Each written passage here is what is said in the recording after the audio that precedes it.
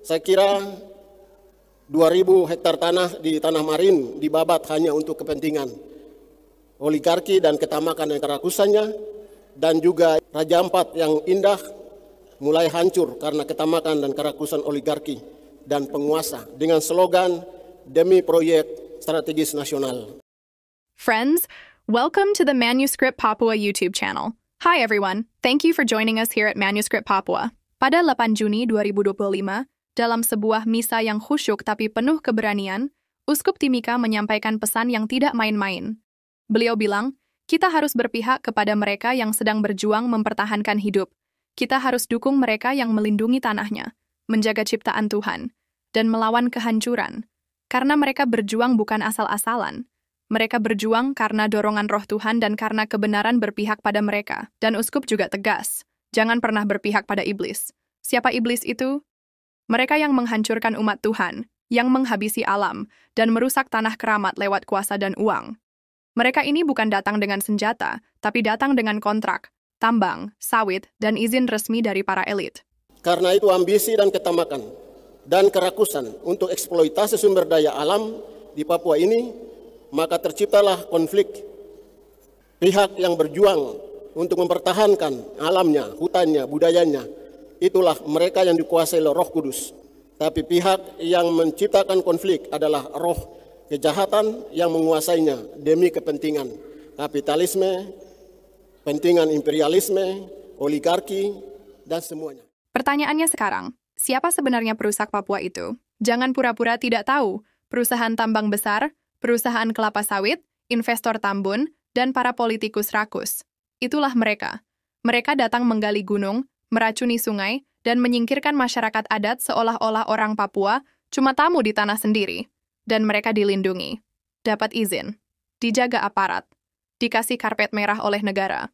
Itu sebabnya ketika orang Papua, entah itu warga biasa, pejuang adat, atau OPM-TPNPB, berjuang mempertahankan tanahnya, mereka langsung dicap separatis, pemberontak, teroris. Padahal yang mereka lakukan adalah menjaga hidup, menjaga harga diri, menjaga warisan leluhur.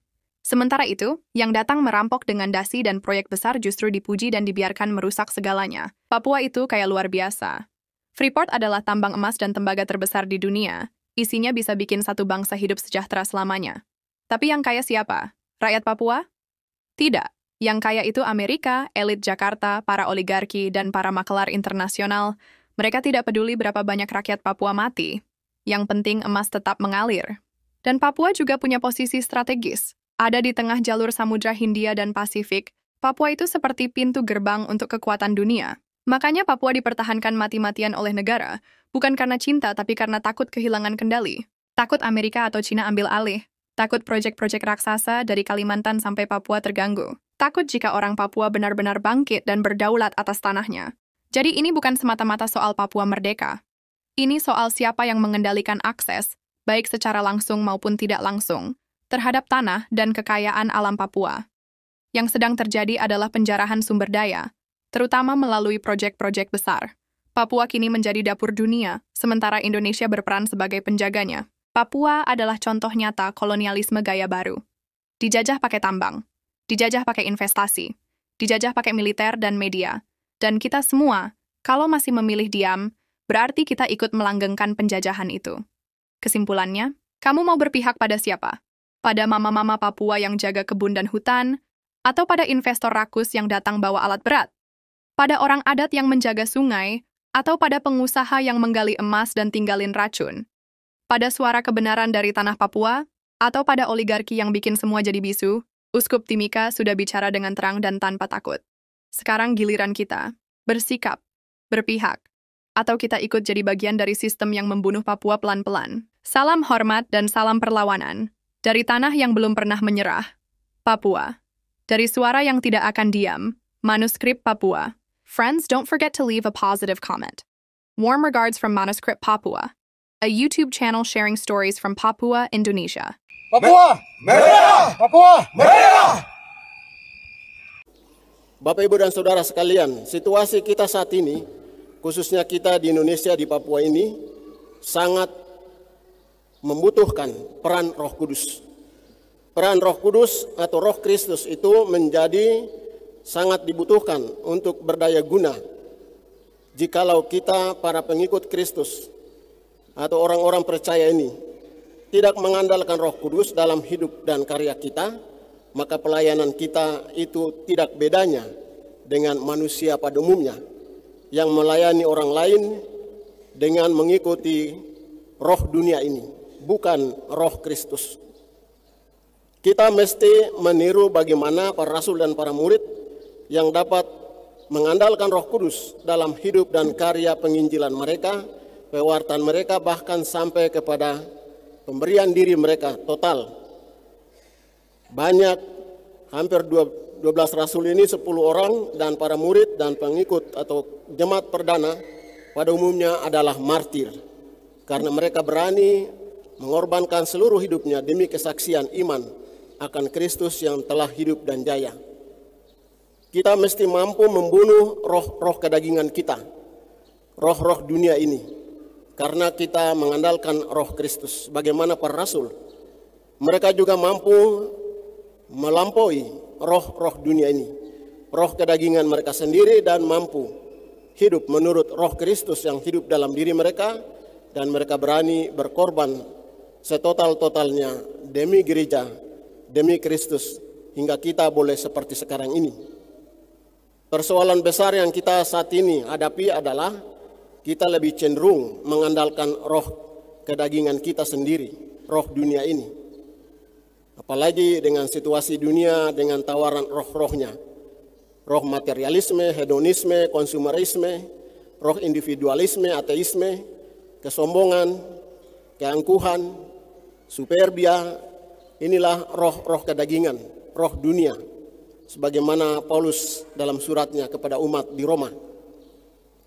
Kita takut kehilangan roh-roh dunia ini. Kita sebenarnya bukan takut karena kematian secara fisik. Kematian kita mau hari ini, besok sama saja.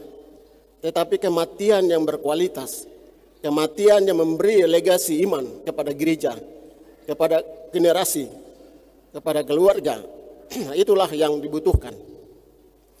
Kalau tidak, kita akan mati seperti manusia lain yang mati tanpa meninggalkan jejak. Kita orang Kristen mesti meninggalkan jejak sejarah iman gereja, jejak ajaran-ajaran Kristus yang kita tinggalkan dan kita wariskan pada generasi ke generasi.